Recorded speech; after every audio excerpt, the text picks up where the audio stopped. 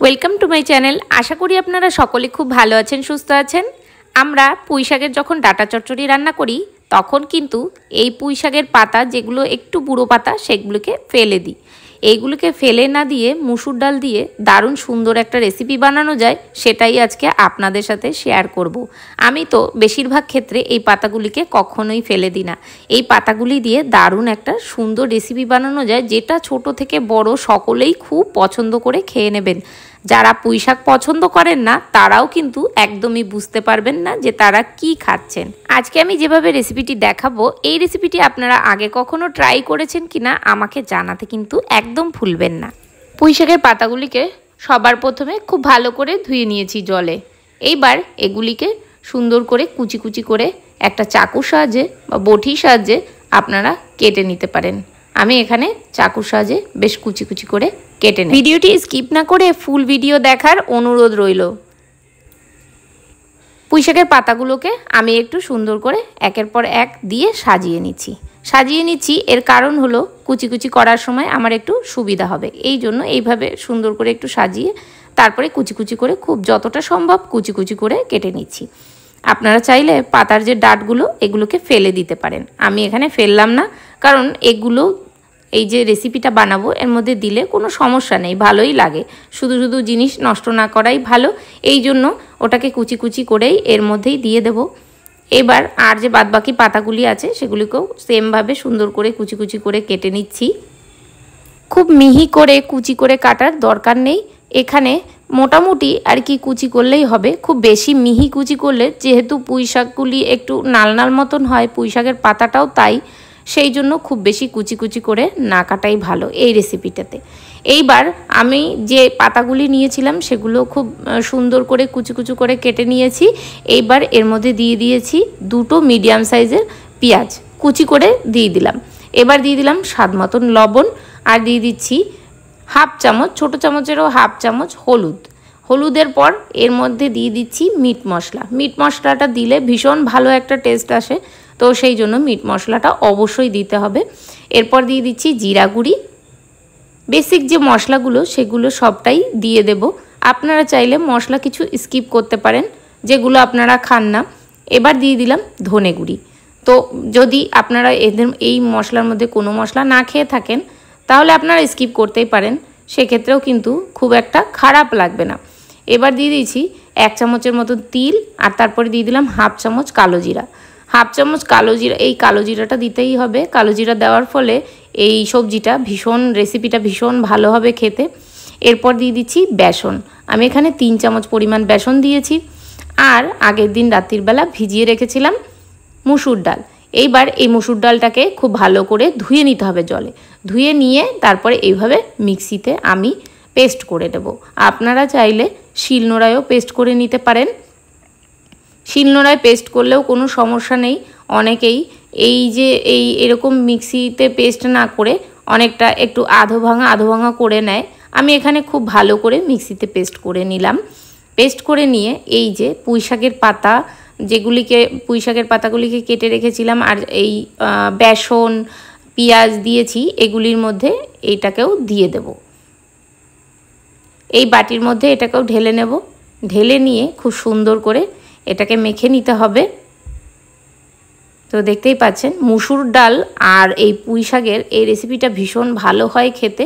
মুসুর ডাল দেওয়ার জন্যই মেনলি এই রেসিপিটা বেশি ভালো হয় খেতে। আপনারা চেষ্টা করবেন মুসুর ডালটা অবশ্যই দেওয়ার জন্য এইভাবে বেটে।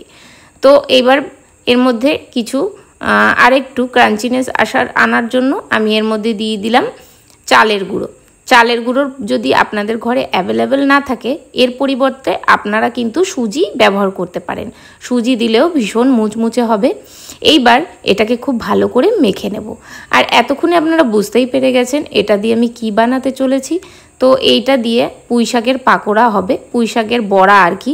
পুঁই শাক পাতার বড়া এইভাবে যদি আপনারা ভেজে খান, কেউ বুঝতেই পারবে না এটা পুঁই শাকের পাতার বড়া খাচ্ছে।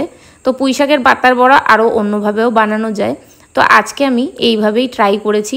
তো আপনাদের এইটা কেমন লাগলো আপনারা কমেন্টে জানাবেন। এবার এটাকে খুব ভালো করে একটু সুন্দর করে মেখে নিতে হবে, যতটা সুন্দর করে মাখা যায়। আর যত ভালো করে মাখা হবে তত কিন্তু এই বড়াটা খেতে বেশি ভালো হবে। তো মেখে কিছুক্ষণের জন্য রেখে দেবো। আর আমি এখানে ঝাল লঙ্কা, কাঁচা লঙ্কা অ্যাড করতে ভুলে গেছিলাম, তো এটা আপনারা প্রথমেই দিয়ে দেবেন মাখার সময়। তো আমার মাখার পরে তারপরেই আমি এটা আবার দিয়ে দিলাম। এবার আবার একটু সুন্দর করে মাখিয়ে নেব। এবার কড়াইতে তেল গরম হতে দিয়ে দেবো। কড়াইয়ের তেলটা খুব ভালো করে গরম করে নিতে হবে। এটা আপনারা অবশ্যই খেয়াল রাখবেন কড়াইয়ের তেলটা যেন একটু মোটামুটি ভালো গরম থাকে। এইবার যখন তেলটা গরম হয়ে যাবে তখন লো আঁচ করে তারপরেই বড়াগুলি দিতে হবে, যেহেতু কড়াইয়ের তেলটা অনেকটা গরম হয়ে যায়, তো সেই জন্য লো আঁচে করে দিলে বড়াগুলি পুড়ে যাবে না। আর আপনারা যদি হাই আঁচে রেখেই বড়াগুলি দেন, দেওয়ার সময় কিন্তু প্রথম যে বড়াটা দিয়েছেন সেটা পুড়ে যাবে।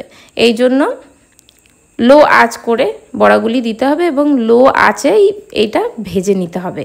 তাহলে কি হবে, ইকুয়ালভাবে একদম পুঁই শাকের পাতা, তারপরে পুঁই শাকের মধ্যে যে ইনগ্রিডিয়েন্টসগুলো দিয়েছি সেইগুলো খুব সুন্দর মুচমুচে করে ভাজা হবে। উপরটা একদম পোড়া পোড়া আর ভিতরটা কাঁচা কাঁচা সেটা কখনোই হবে না। এরকম যদি আপনারা লো হিটে এইভাবে ভেজে নেন, একটু ধৈর্য ধরে অনেক সময় ধরে এটাকে ভেজে নিলে এটা কিন্তু খেতে ভীষণ ভালো হয় আর একদম মুচমুচে হয়। পুঁই শাকের পাতা সাধারণত নরম হয়, এই জন্য অনেকের ধারণা থাকে পুঁই শাকের পাকোড়া বানালে নরম হতে পারে, কিন্তু একদমই হবে না।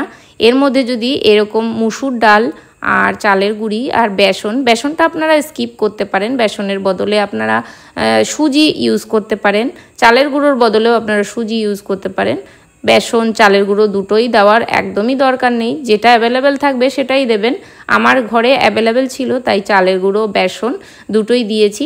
এর জন্য এর স্বাদ কিন্তু 3 গুণ এসছে, ভীষণ ভালো হয় খেতে, বোঝাই যায় না যে এটা পুঁই শাকের পাকোড়া খাচ্ছেন।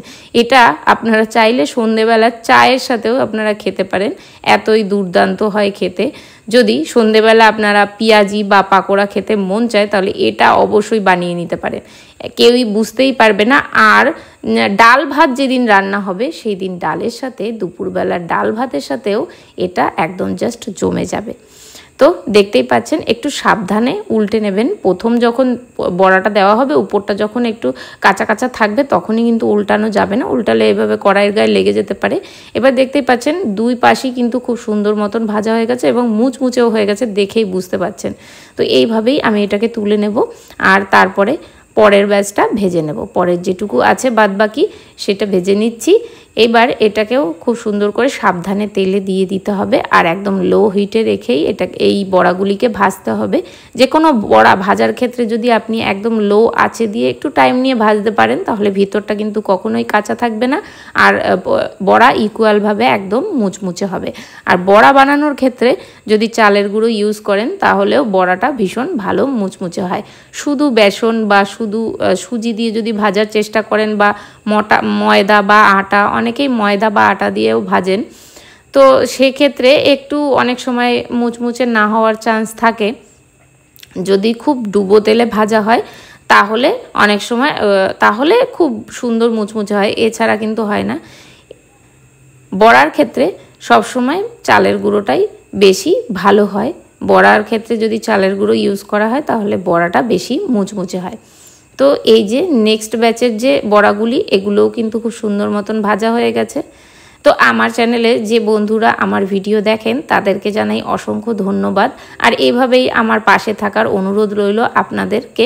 তো এই আজকের ভিডিওটা আপনাদের কেমন লাগলো এটাও কিন্তু জানাতে একদমই ভুলবেন না।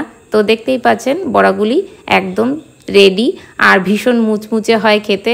আমি রিকোয়েস্ট করব আপনার বাড়িতে অবশ্যই ট্রাই করতে পারেন। ডাল ভাত যেদিন রান্না হবে সেই দিন এটা থাকলে আর কেউ বলবে না মাছ মাংসের কথা। তো আজকের ভিডিওটা এখানেই এন্ড করছি। সবাই ভালো থাকবেন, সুস্থ থাকবেন আর আমার চ্যানেলটিকে সাবস্ক্রাইব করে আমার পাশে থাকার অনুরোধ রইল আপনাদের কাছে। দেখা হচ্ছে নেক্সট ভিডিওতে।